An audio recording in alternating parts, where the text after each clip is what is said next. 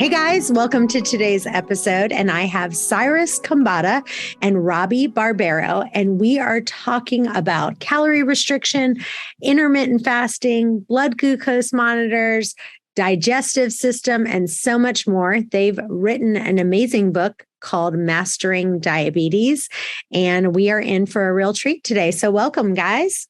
Thank you so much. It's a pleasure to be here today with you, Chantel. Yeah, really excited. It's going to be fun. Yes. So let's talk about intermittent fasting to start. So I want to kind of talk about things both on two different levels. One for people who don't have diabetes or maybe are, pre-diabetic, and then people who actually have diabetes. Do you know what I'm saying? So that both people listening can go, I know plenty of people who have diabetes, but I don't have it. So we want to appeal to both people. So what is your for intermittent fasting, what kind of tips do you give to people who maybe do have diabetes?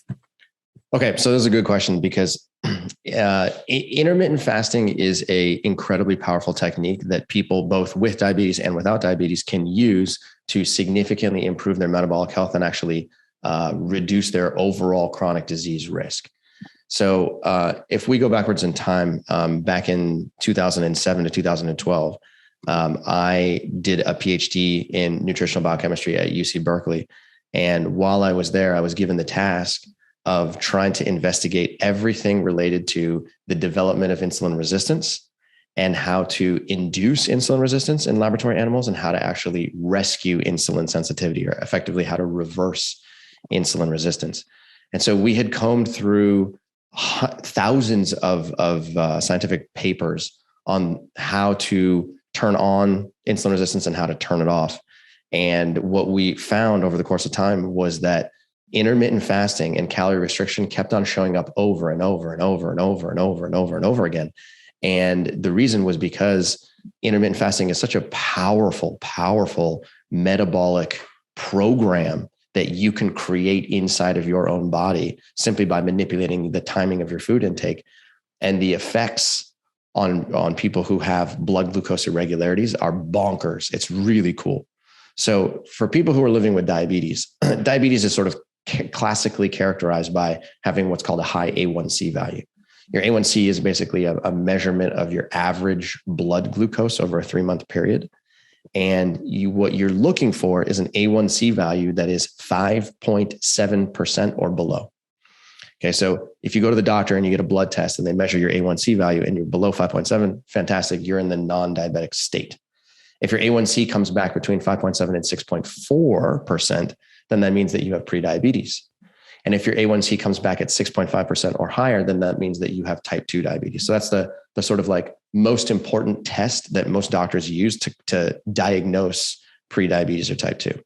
So let's say, I want you to talk about one more thing, because on the cover of your book, which I know what it is, but I'd like you to tell people, you say how you guys can help reverse insulin resistance permanently in type 1, type 1.5, and type 2 prediabetes and gestational diabetes. I think people know what type 1 and type 2 diabetes is, but type 1.5 is a new term now. So explain what that is. Okay, this is great. So yeah, you're right. There's a lot of different flavors of diabetes, and they've been kind of getting more complicated over the course of time.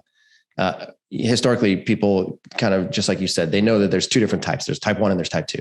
Right? Type 1 and people's association is like, oh, type 1 is what happens to kids and type 2 is what happens to adults. It's just that simple, but it's way more nuanced than that. Type 1 and type 1.5 diabetes are both considered autoimmune conditions. Autoimmune basically means your own immune system has has launched an attack on the insulin producing beta cells inside of your own pancreas and has targeted them for destruction. And as a result of that, you go from having normal pancreatic function, AKA normal insulin production, to very close to zero insulin production. The question is, what age did you develop it and what speed is it progressing at? Okay, so in people who are living with type 1 diabetes, generally speaking, they're under the age of 30 years old. They develop this autoimmune reaction due to a number of different reasons, but as a result of developing it, they go from having normal insulin production to as close to zero insulin production within 12 to 18 months. So it's a rapid decline in insulin production. People with type 1.5 diabetes are generally older than 30 years old, and their decline in insulin production can take a lot longer. So rather than only taking 12 to 18 months, it could take 2 years, it could take 5 years, it could take 10 years. It may never happen. So you can think of the distinction between the two of them is that type 1 diabetes is a rapidly progressing autoimmune condition, which leads you towards basically zero insulin production. And type 1.5 is a adult onset, slow progressing version of type 1 diabetes that affects people over the age of 30. Does that make sense? Such a good explanation.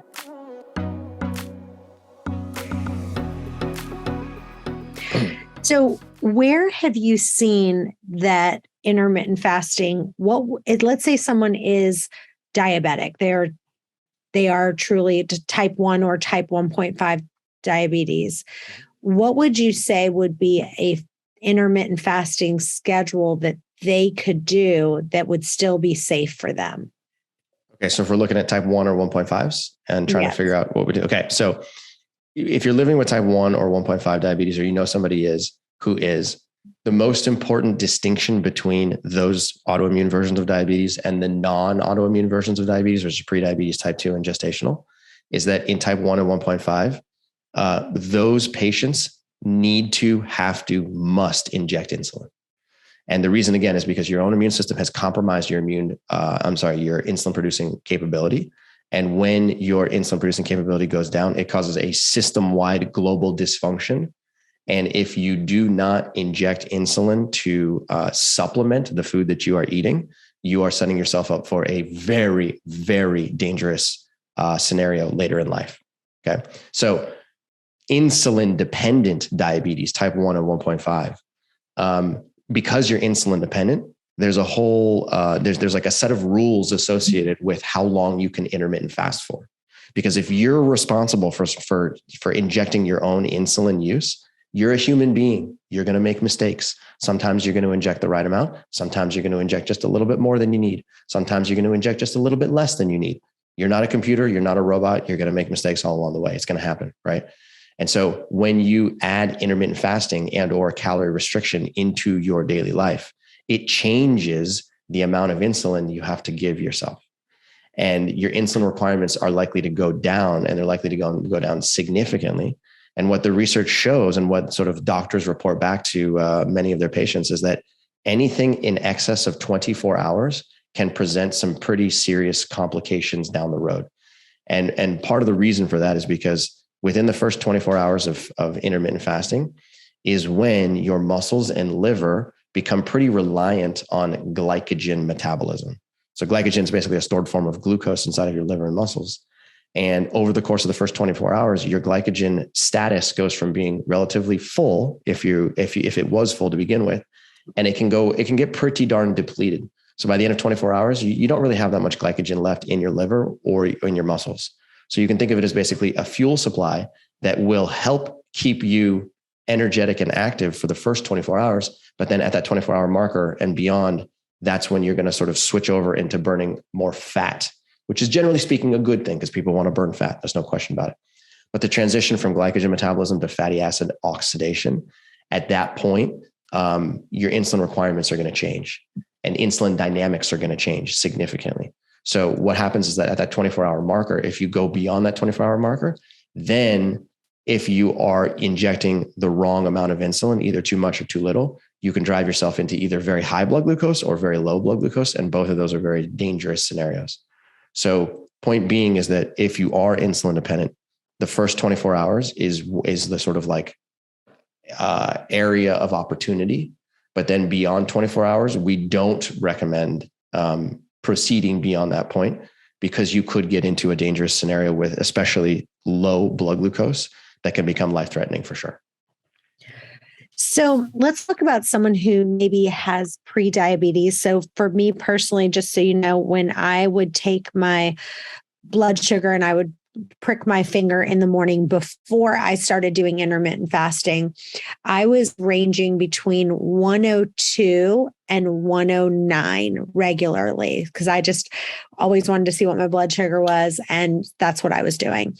Now that I started doing intermittent fasting, when I wake up, my blood sugar is anywhere between 80 and 90. Sometimes it's 70. It just, obviously depends, but it's always lower than 100. And so I feel like, intermittent fasting has really helped me personally, because I was borderline, pre-diabetic before I started doing fasting. So talk about what you've seen in patients and how fasting has helped with that. For sure. I'm glad to hear that when you adopted an intermittent fasting regimen, that your fasting blood glucose dropped. That's actually very predictable. We see that in a lot of our clients as well. And the research shows the exact same thing. So hats off to you. You recognize that there was a problem, you fixed the problem, and now you don't have to worry about diabetes. That's actually what we were hoping lots of people can also, initiate for themselves. So as far as what's actually happening under the surface, when you perform an intermittent fast, effectively what you're doing is you are choosing a period of time in usually greater than 16 to 18 hours. So let's call it like 18 to 24 hours or 18 to 36 hours or 18 to 48 hours, again, depending on the type of diabetes that you have. But let's just say that an intermittent fast is somewhere between 18 and 24 hours, just to keep things nice and simple. During that 18 to 24 hour period, when you're not consuming any calories from the outside world, you're only having water or non-caloric beverages. What ends up happening is that tissues basically go into a state of metabolism in which they cannot gain energy from the outside world. So if you are a liver cell and you are used to seeing a significant concentration of glucose in the blood, or you're seeing a significant concentration of amino acids or fatty acids in the blood, and you uptake that and use that for energy. And when you're in an intermittent fasted state, the concentrations of all of those fuels are very low. So as a result of that, you as a liver cell are like, wait a minute, I'm not really getting fuel from the outside world. There's no gas station that's just giving me the nutrients that I normally operate on. Therefore, I have to find my own source of energy. Oh, it turns out that I actually have my own sources of energy on board. So again, you got glycogen, because liver cells can make glycogen, which is a stored form of glucose, and that they can use the glucose and burn it for ATP and actually make energy, which is great. In addition to that, they also store fatty acids in small quantities. So they can use those fatty acids, they can send them to the mitochondria and they can burn it for ATP. And that's a good thing. Okay. If need be, they can also oxidize amino acids, which is the building blocks of protein, but your liver cells do not want to do that. Your muscle cells do not want to do that. It is a very last resort for them. So in general, glucose and fatty acids become the two primary fuel sources. So what ends up happening is that cells in your liver have to deplete their own internal fuel tanks first, because that's the only place that they can find fuel. So your liver is your liver is doing that. Your pancreas is also doing the same thing. Your muscle tissue is also doing the same thing. Every single tissue inside of your body is basically going internal and trying to find its own storage tanks, and then using those storage tanks to actually fuel themselves and continue to operate. And the nice thing is that when you do that, you can kind of think of it as sort of it's like a cellular recycling program, right? The cells have basically accumulated all this stuff that, they have all these closets, and they're sort of like, okay, glucose, you go over here, fatty acids, you go over here, excess amino acids, you go over here. And what ends up happening is that when you go into an intermittent fasted state, all that stuff has to come out, and all that stuff has to basically be oxidized and used for ATP. And that's a good thing, because it's a sort of way of cleaning up the cellular environment. And as a result of that, the cells become healthier. They live for a longer period of time. And then the next time you go and try and put food into your mouth, the nutrients that become available are now all of a sudden readily available to get put into your liver and your muscle and other tissues. So think of it as like a housekeeping function. It's a recycling program. It's a housekeeping function. It's whatever you want to call it. And that enables you to basically clear out the excess accumulated fuel that has been present for some period of time. And as a result of that, the glucose value inside of your blood can also drop. Okay. So the last thing I'll say here about why does your glucose drop? It's because the amount of glucose inside of your blood at any given moment in time is a balance between what you're putting into your mouth, AKA what you're eating, okay? How much energy you're utilizing, AKA how much energy you're burning, okay? And then the third thing is how much glucose your liver is producing, because your liver is going to produce glucose and put it inside of your blood. So there's multiple different ways to sort of like regulate your blood glucose. When you perform an intermittent fast, what you do is your liver calms down. Your liver just doesn't manufacture as much glucose and put it into your blood because there's no need for it anymore. So your liver basically says, oh, okay, cool. I have to burn this glucose. I'm not just going to put it into the blood, because if I put it in the blood, I'm losing it and I don't want to lose it. So as a result of that, your liver kind of holds on to it and it slows down the amount that it's putting in your blood. That's a good thing. That brings your blood glucose down. Okay. You're not eating any food, and therefore the amount of glucose getting into your blood from your mouth goes down as well. So the combination of the two of those ends up decreasing your glucose value during a fast. And that glucose value, if you continue to do an intermittent fast repeatedly, that glucose value can stay down over the course of time. And that's a good thing, because that'll keep your fasting glucose down and your post-meal blood glucose down for many days, weeks, or months. Does that make sense? Yes. Ladies, are you feeling completely stressed and completely overwhelmed by life right now? Well, join the club. I'm feeling that way too. But if you're having trouble just feeling like you can't lose weight, the scale's not moving, and if any of this sounds like you, I want to just ask you about your magnesium, because magnesium is involved in so many different processes in the body. And some of the things that it does, it really helps calm your nervous system so you can feel happy and relaxed. It helps your blood sugar, it helps your blood pressure, and it actually helps with burning fat. It also is involved in your hormones. So like if you're struggling with PMS or menopause symptoms, that is something you want to look at too. And the stats are out. There's different stats that say that up to 80% of women aren't getting enough magnesium. So if you're stressed, you actually need more magnesium, and then you go into this vicious cycle. So that's why I'm excited to talk to you about Bioptimizers. They have created an incredible formula called Magnesium Breakthrough. I'm taking it every night. It's so funny. Even my husband's like, babe, can I have some of that Magnesium Breakthrough by Bioptimizers? I'm like, yes, babe. And I just pass it over to him. And so this month, they're including free bottles of their full line of digestive health products on select orders. Go to magbreakthrough.com/wasteaway. That's magbreakthrough.com/wasteaway, and enter the code wasteaway for an additional 10% off. I do want to talk for you to talk a little bit about the dawn phenomenon, because I know that we've had several people who have been listening, and we have had people say that, between 2 a.m. and 6 a.m., even if they don't have, they have perfectly normal blood glucose levels all throughout the day, but during that 2 a.m. to 6 a.m., their blood sugar goes up, and, people have talked about the dawn phenomenon. Can you talk about that for a minute? I mean, it's great to hear you asking about that question. It's certainly something so Cyrus and I are both living with type 1 diabetes. And so the dawn phenomenon is definitely something that all type 1s deal with. And one of the things that we do is we are taught to inject about a half a unit or a unit to simply address the dawn phenomenon, which is essentially your body is getting you ready for the day. So your liver will put some glucose into your bloodstream, getting you ready to go and take care of the day and be active and live your life and think clearly and move your body.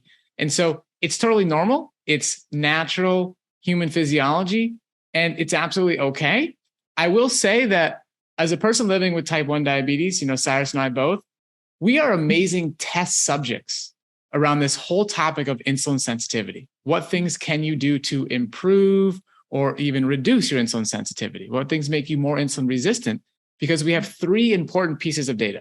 We're required to inject insulin. We consistently monitor our blood glucose levels, and we calculate the amount of carbohydrate energy that we're consuming so we know how much insulin to inject. So these are 3 important data points that most people don't have, right? Chantel, you don't know how much insulin your pancreas is secreting at any given point of the day. It'd be very challenging for you to test that. That'd actually be an amazing invention. The CGMs, those are becoming so popular. The device that will be able to measure your insulin levels all throughout the day is going to be incredibly valuable. But The dawn phenomenon, it's normal and it's okay. And what I have actually found personally is that there's an amazing medicinal plant called amla berries, okay, also known as Indian gooseberries. And I have found that when I consistently consume amla, and I consume it as a tea, it's called amla green. And to be transparent, Cyrus and I we created this product after we did research on the power of amla berries. When I consistently consume amla berries, I need less insulin to treat the dawn phenomenon every morning. It is helping me become more insulin sensitive in that critical time. And we find that it's literally the most antioxidant rich whole food on the entire planet. Okay. Amla berries. And so you can consume it as a tea. Most people consume it in a powder form, and it's incredibly powerful. So if somebody's listening to this and they're seeing that their blood glucose is a little bit higher between 2 and 6 a.m., I would encourage them to experiment with amla and see if that reduces that number a little bit. But most importantly this is something we're definitely going to talk about when we get into CGMs here, but is looking at the bigger picture, right? What is your overall A1C?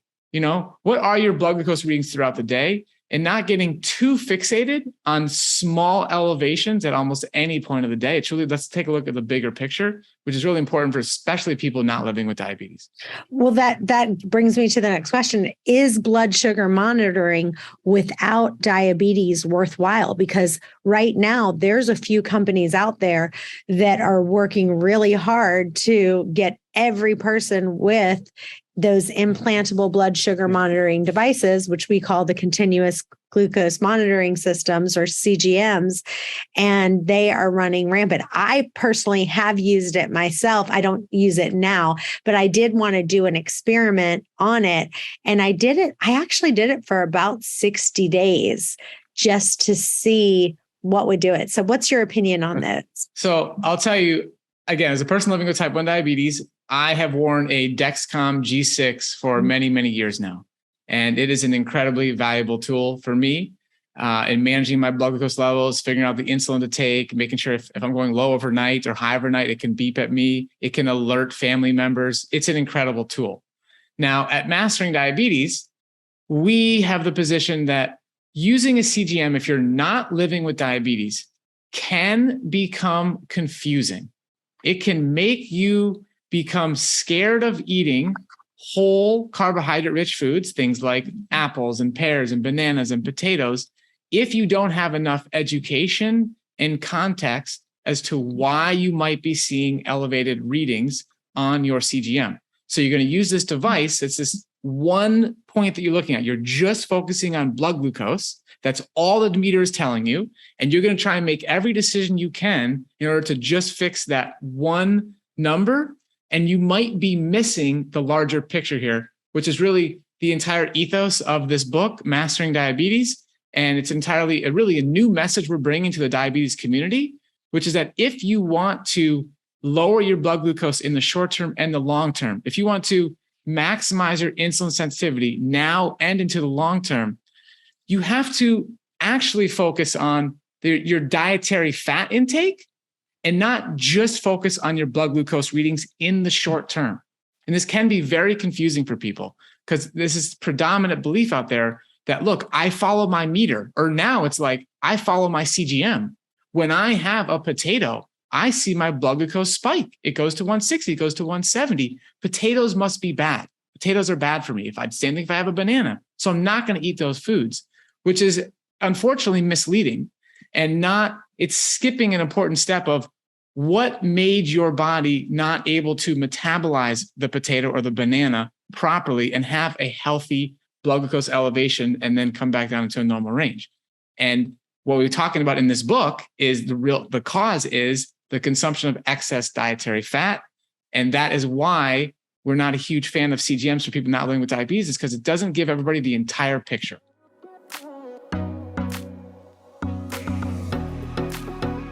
Well, let's talk about calories for just a second. And I feel like people are this is such a divided topic. People are just either on one side or the other.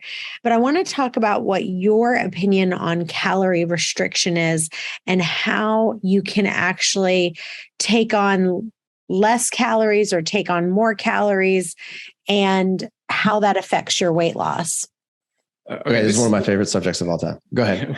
No, Cyrus and I both love this. I'm going to say a couple of things and then I'll throw it back to Cyrus. Okay. But calorie density, okay, is both, Cyrus and I are both very passionate about this topic. And it really is, again, at the cornerstone of what we're teaching here at Mastering Diabetes. Because again, most people who are thinking about managing their blood glucose levels, managing their insulin levels, I don't want my insulin to spike, right? They believe that, the predominant belief is avoid carbohydrate-rich foods, okay? Like avoid potatoes, avoid bananas, avoid quinoa, avoid beans. And this is an overall mistake, particularly because most people confuse processed carbohydrates for whole carbohydrates, okay? And whole carbohydrates actually have what is an appropriate calorie density. And there's been a ton of research on this topic by Barbaro from Penn State University. She wrote a book called Volumetrics on this topic. And basically, you have to understand that when you eat whole carbohydrate-rich foods, okay, it's so much water and fiber in these foods that the overall calorie density comes down into an appropriate range, and you actually get to eat more food by weight in order to lose weight. More volume. Your plate is actually larger. And it's because water plus fiber is what's filling you up. And it's water plus fiber, which provides bulk, which helps you feel satiated. So, I think when you say the phrase like calorie restriction, that could mean a lot. That could be different things to different people. Some people might think that as, calorie restriction means I'm going to have to starve myself. I'm going to be hungry all the time. And we don't think about it like that a lot. I'll throw it over to Cyrus for some of the research on this topic. But we think of calorie restriction happening as a byproduct of eating when you're hungry until you're satisfied of whole carbohydrate-rich foods and just whole plant foods in general. So lots of greens and non-starchy vegetables, amazing sauces. You're not feeling deprived, but you're as a byproduct actually eating you're actually doing calorie restriction without even knowing you're doing it. Got it. Yeah, he hit on the head. Okay, so a simple way to think about this is that the amount of, your ability to gain or lose weight over the course of time is strictly dependent on your calorie balance. Okay, so in other words, many people like to believe that weight loss is a pretty complicated topic and that there's 25, 30, 50 different ways to lose weight. And there's 25, 30, 50 different ways to gain weight. And there's definitely many things to take into consideration when you're trying to lose weight or trying to gain weight. But all of weight loss in particular, and all of weight gain, actually, both of them, are dependent upon your energy balance. In other words, if you are trying to lose weight, there is only one master thing that you have to have in order to lose weight. And that one master thing is that you have to be consuming less calories than you're burning. Okay. In other words, the number of calories in has to be less than the number of calories out. And this is biology that was like developed hundreds, more than 100 years ago. And there have been many research groups who have tried to like disprove this. They're like, no, it's got to be more complicated.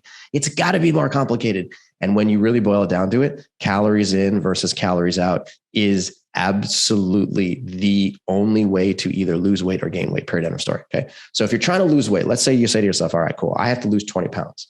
What that would mean is you say, okay, I'm going to have to like find a strategy by which I'm going to restrict my calorie intake so that my calories in is less than my calories out. And then if I maintain that over the course of time, then I'm going to lose weight. Okay. So how are you going to eat less calories and how are you going to make sure that you're in a negative calorie balance? Well, there's a lot of things you can do. Number one, you can restrict your calorie intake. You can basically eat smaller portions, right? Number two, you can perform an intermittent fast and you can basically be like, okay, cool. I'm just going to go 18 to 24 hours without eating food. And I'm going to do that on a daily or weekly basis. And that's going to be a way for me to limit my calorie intake. Number three, maybe I want to not change my calorie intake, but actually go to the gym and exercise more. So therefore, I'm not changing my calories in, but I'm increasing my calories out. And as a result of that, I go into a negative energy balance. Okay. There's many different ways you can slice it, but the point is that you have to have a gap. The gap must exist in order to lose weight, period, end of story. There's no other way to do it. So one of the powers of eating a plant-based diet is that you can create a gap without trying to create a gap. And this is the true power of eating a plant-based diet that is high in fiber and high in water and high in micronutrients, because it enables you to actually create an energy balance to create an energy gap that works in your favor. So imagine I had a plate of food in front of me, and the plate of food had 500 calories that was from chicken and eggs and dairy products. Okay. So just visualize what that plate would look like. I have a certain amount of chicken, I got a certain amount of cheese, and I have a certain amount of fish on that plate. Okay.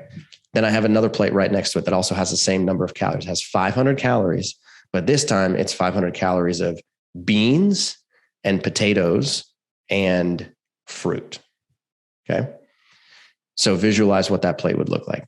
If you took the two of those plates and you tried to figure out which plate actually had more, which plate weighed more, which one of those two plates do you think would actually weigh more on a scale? What's your guess? I would say the one that wasn't the vegetables and all that. The vegetables would weigh more, like all that stuff would weigh more. Yeah, right. So I know there's like, when I first learned this concept, I was like, oh, wait a minute, the chicken and the cheese and the fish, they're going to weigh more, no question. They're denser foods, and therefore they're going to actually weigh more on the scale. But it's the exact opposite, just like you said. The chicken and the cheese and the fish weighs less than the food that came from the plant-based world. Okay. So the vegetables, the beans, the legumes, the potatoes, the fruits, those foods actually weigh significantly more. And the reason for that is because those foods contain more water. Okay. So this is actually a very, very important concept. Those foods contain more water. They are larger in volume. They're larger in size. The plate has more stuff on it. And as a result of that, when you try and put that food into your mouth, and it goes down your esophagus and into your stomach and into your small intestine, there's going to be a neurological signal or multiple neurological signals sent from your digestive system right back to your brain that says, slow down, don't eat so much. There's a lot of stuff inside of my digestive system. This is getting uncomfortable. And so as a result of that, you're able to eat that plate of food, and there's a natural feedback mechanism that goes back to your brain that says, slow, slow, slow down. And it makes it hard to eat that plate of 500 calories because the volume, the amount of stuff that actually goes in your digestive system is kind of large. Versus if you go eat the plate that has the chicken and the cheese and the fish on it, okay, you're going to take less bites. It occupies less three-dimensional space. And as a result of that, you're likely to eat those foods and they're going to go into your digestive system. You will also get a signal up to your brain that says, hey, slow down, but it'll happen later. And it won't happen as quickly. And as a result of that, it's actually going to be easier to eat that plate of chicken and cheese and fish than it is to eat the plate of vegetables and with beans and fruits on it. Okay. So as a result of doing that, if you opt for foods that come more from the plant-based world, because these foods have a larger volume, they have more fiber, they have more water, they take up more space. That means that you get fuller on them quicker, and you end up eating less calories without even knowing that you're eating less calories. And that puts you into a negative calorie balance without even trying. I want to talk to you guys today about brain fog and difficulty focusing. It seems like everybody right now is having trouble recalling names and dates and where you left things. So if that's you, I've got some good news for you. Nutopia, which is powered by Bioptimizer, has created this new product called Collagenius. It actually has collagen, cocoa, cacao, and 4 different kinds of mushrooms. And this really helps fight brain fog. So I've tried it. I really like it. It's actually sweetened with stevia. And so it kind of tastes like a rich chocolate elixir. And you just literally make it with water, or any kind of dairy-free milk, or if you like regular milk, you could do that. And if you want, you can actually mix it with your morning coffee. And so it's kind of like a mood-boosting mocha. And there's no risk. Like if you don't like it, it's a 365-day full money-back guarantee. So go to nootopia.com/wasteawaygenius and use wasteaway10 during the checkout. And I liked what you just said, because honestly, we have a Facebook group for intermittent fasting. And inevitably, we have all these different people, and they say questions like this. They're like, I'm doing, and then they tell their whole regime, right? Like, I'm doing a 16-8, or I'm only eating in a 6-hour window, or I'm only eating in a 4-hour window. I've tried this, I've tried that, and I'm not losing weight. Does anyone want to, try to answer why? And what I'm hearing you say is all of the different things that you're saying to people is the master thing is you're consuming more calories and more calories than you're burning out. And whether you do that in a 6-hour window or an 8-hour window or however you want to do it, the nice thing is with intermittent fasting, you tend to eat, you're not, snacking and bringing that insulin back up and all of that. But you still could be with what you're eating. If you're eating all this stuff that has a lot of calories, you can be heavier than you want to be. Would I be right in saying what you're saying? Yeah, exactly right. So here's a funny way to think about it. Now, as you were talking, I was like, okay, let's break it down into two different types of two different regimes. If all three of us decided that we wanted to perform an intermittent fast for the next 18 hours, all three of us would be equal in the sense that all of us are going to consume 0 calories for 18 hours. Mm-hmm. So we're like, it's an equalizer because none of us is consuming calories and we're basically cut off from the outside world. Okay, great. Mm-hmm. But if we all sat down to eat food on a plate and one of us ate meat, the other one ate dairy products, and the third person ate fruits, okay? And then we ate until we were full. The number of calories that each one of us would take in is different, okay? The people who are eating the meat and the dairy products are likely to take in significantly more calories than the person who's eating fruit. And the reason, again, is because the fruit contains a lot of water and it contains a lot of fiber.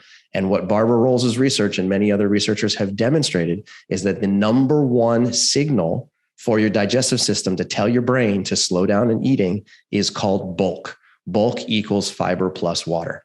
So foods that have more fiber and water together will fill you up faster than foods that have less water and less fiber.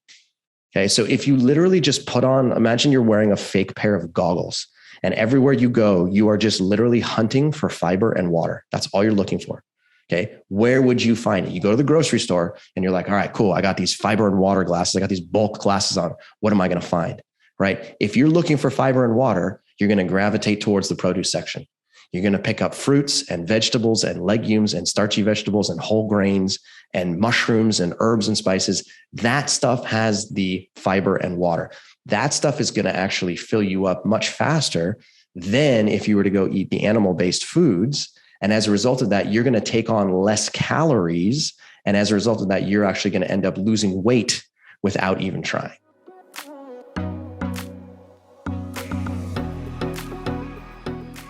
Okay, so now let's balance that because, obviously, one of the things that is important is getting your blood sugar too high.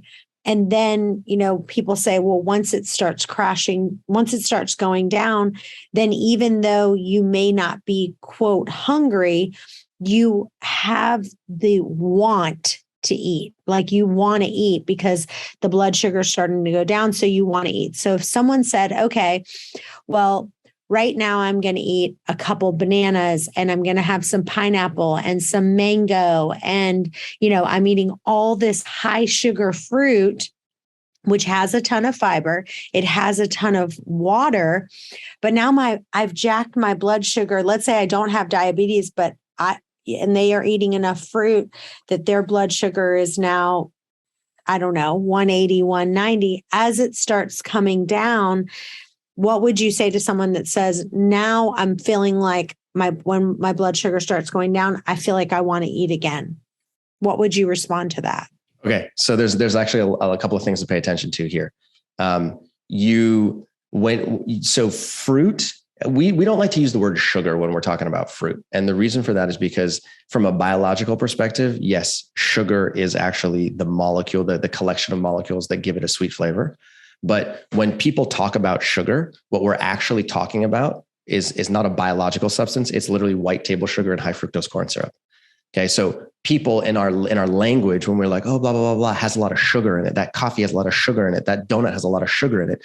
We're not talking about biological sugars. We're literally talking about white crystallized table sugar and high fructose corn syrup that was put into that food. And we're not trying to eat that. So as a result of that, when we talk about the stuff that you find in fruit, we refer to it as mainly glucose. It's carbohydrate energy that metabolizes to glucose and fructose. And both of those are fuels that come from the natural world. Okay. So it is a true statement that when you're eating fruits, you're getting a decent amount of glucose and you're getting a decent amount of fructose. And I also don't want people to freak out that fructose is bad for you, because if it comes from the natural world, it is a natural whole form of fructose and is totally normal. It's when it's high fructose corn syrup or refined fructose that it becomes very problematic. Okay. So that's the first clarification. The second thing I would say here is that we are not recommending that you or anyone else consumes a lot of fruit to make their blood glucose go up to 180 or 200. That is not what we're trying to establish. What we are educating people about is that if you were to consume carbohydrate-rich foods like fruits and starchy vegetables and legumes and whole grains, and you do it in a low-fat environment, then you'll be able to eat a lot of those foods and your blood glucose will not go very high. It'll go to like 130, maybe 140 at the most. It'll come right back down. Okay. What the real problem is that most people in the world are living in an insulin resistant state and they don't even know it. So the reason they are living in an insulin resistant state is because, like Robby said earlier, you're consuming a diet that contains a significant amount of dietary fat. And dietary fat has been shown in the research literally for 100 years, over and over and over again. The more dietary fat you consume, the more insulin resistant you become. Your liver becomes insulin resistant and your muscle becomes insulin resistant. So as a result of that, if you're already eating a high fat diet and then you develop insulin resistance, again, you may not even know it. In that scenario, in that metabolic state, you then try and consume a significant amount of fruit or potatoes. Good luck. Your glucose is going to go through the roof. You're going to hit a 180, a 200, a 250, and it's not going to look good. It's not going to feel good. And then you're going to again do what Robby said earlier. You're going to point a finger at a banana and point a finger at the potato and say, bad potato. I shouldn't have eaten you. You're the reason my glucose went up. Okay, when in reality, the potato was implicated in that process, but the real reason your glucose went up was because of everything that you ate before that potato. Okay, so the only way to increase your carbohydrate consumption and to increase the amount of calories that you're getting from carbohydrate-rich foods without your blood glucose doing weird things is to first drop your fat intake. Your fat intake must be less than 15% of total calories. That's the sweet spot.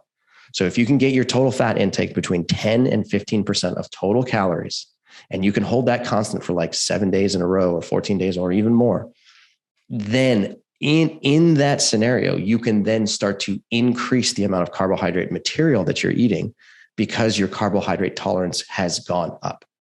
So if you are reducing your fat intake and then you start to eat a carbohydrate-rich diet, then as a result of that, your glucose is going to do very normal things. It's going to go up a little bit after you eat. It's going to come right back down. You're going to have a much more normal blood glucose variation. The scenario that you were describing is an absolutely real scenario, which is that you're living in an insulin-resistant state.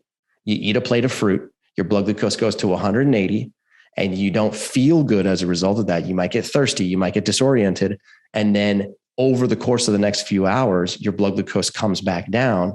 But as your blood glucose is coming back down, all of a sudden this like feeling of like, oh my God, I'm so hungry. Your brain goes a little crazy. Now I need to eat more food. And it creates this sort of like sort of like feeding frenzy. And a lot of it is driven by the fact that your blood glucose is going up and down and up and down and up and down multiple times per day. But that is a symptom of the insulin resistant state.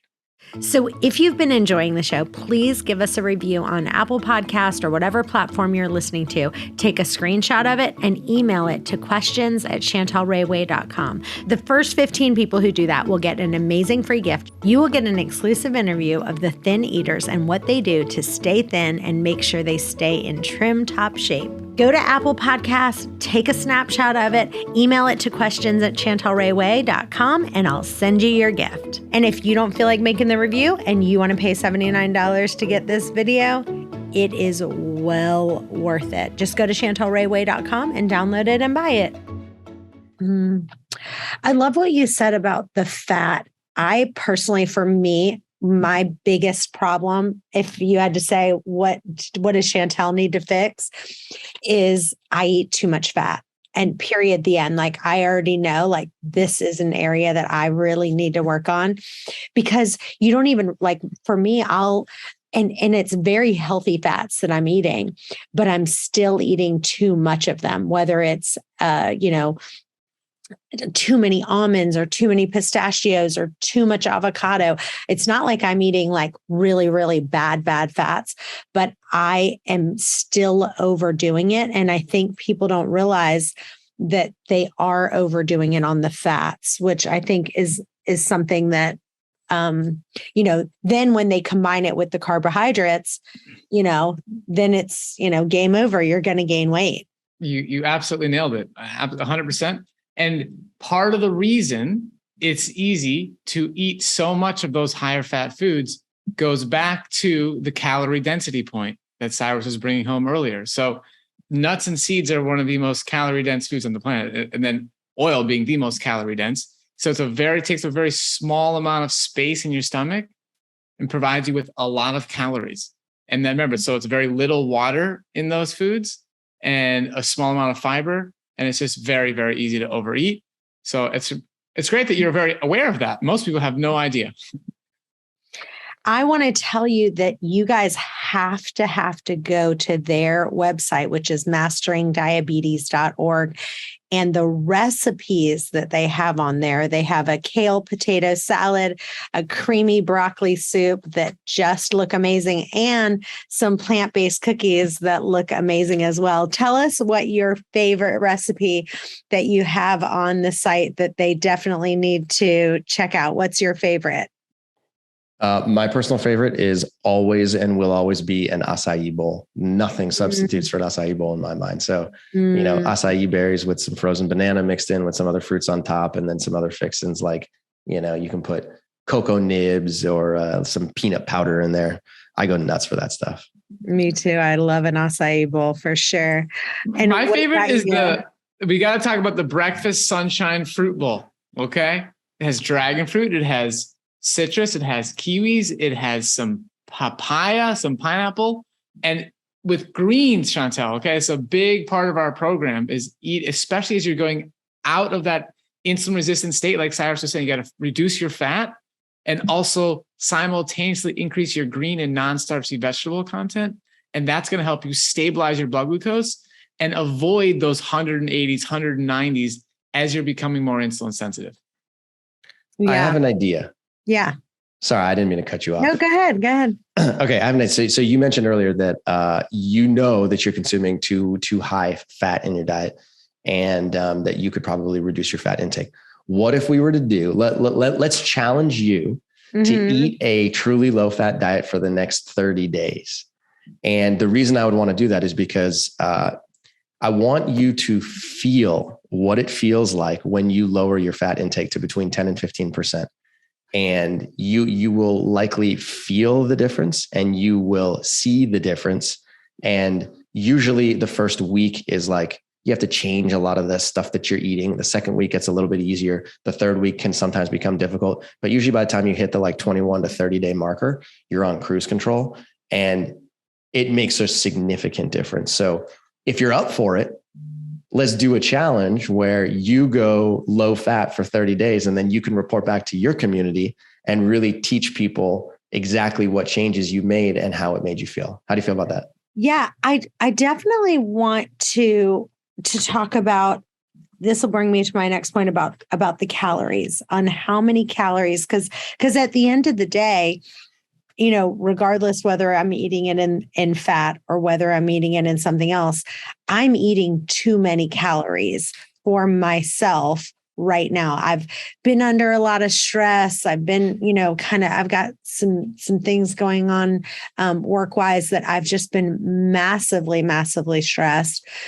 And so I'm just definitely eating my feelings a little bit, which is the one thing that I say not to do, right? Sure. And so I want to talk about calories for just a second. If you are going to advise someone on, the calorie intake that they should be taking, I want to talk about it for a guy and for a girl. What are your calorie recommendations of where they should kind of remain at?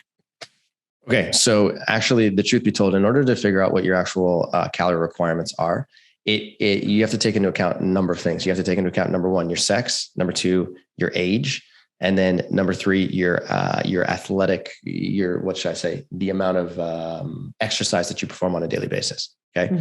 So there's this thing called the Harris-Benedict equation, which is basically an equation that you can use. It's on Google, and you can use that equation, and basically it will tell you what what's called your BMR, your basal metabolic rate is, which is the amount of calories required to just operate your body on a daily basis with zero exercise. So you can use that. Then you have to add in your activity due to, or your calories due to activity. Plus, in addition to that, you also have to throw in what's called your thermic effective food, or your TEF.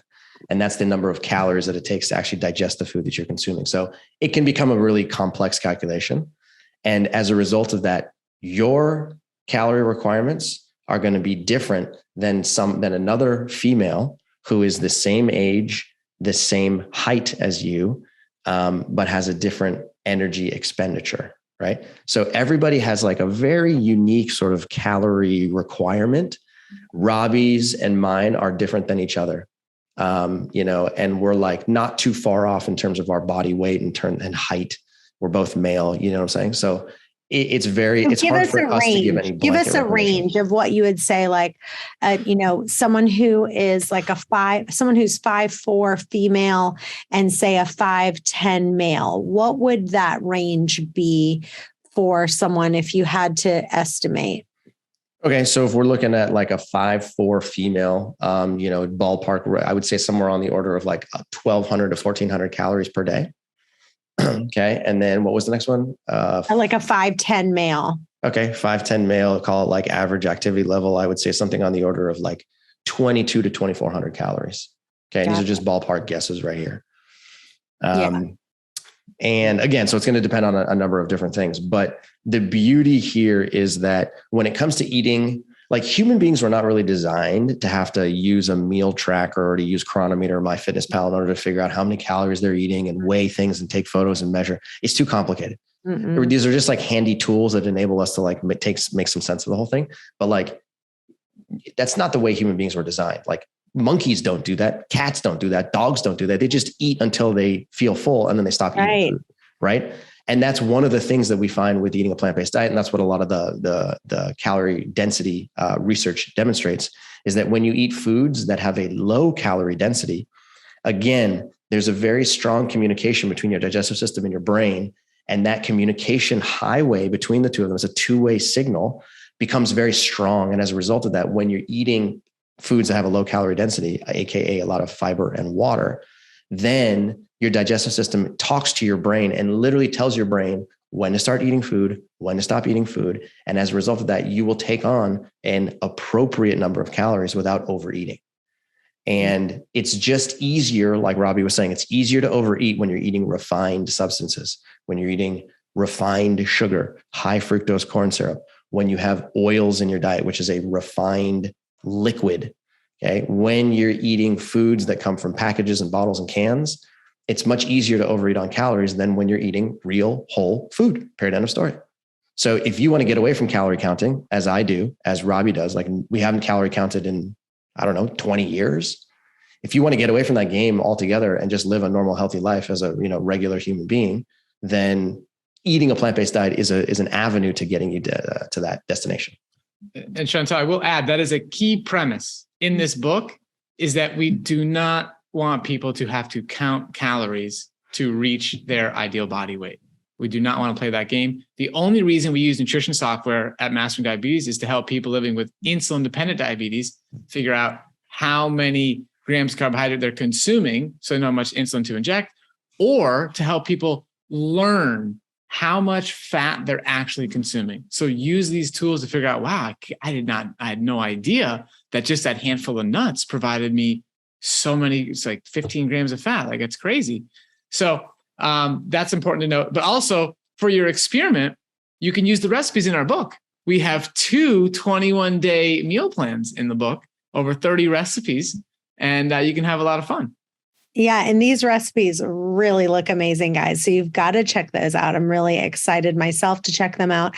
And I agree with you. I'm not a fan of calorie counting, never have been, but I do think that doing it for a few days, when someone goes, because I mean, I'm not joking you when I tell you, we have people emailing questions in all the time. And the number one thing they say is, well, I've tried everything. I've done this, and now I've done this, and now I've done that, and I'm only eating in a 4-hour window. I'm only doing this. I can give you 14 different scenarios of this one's doing this one's doing that.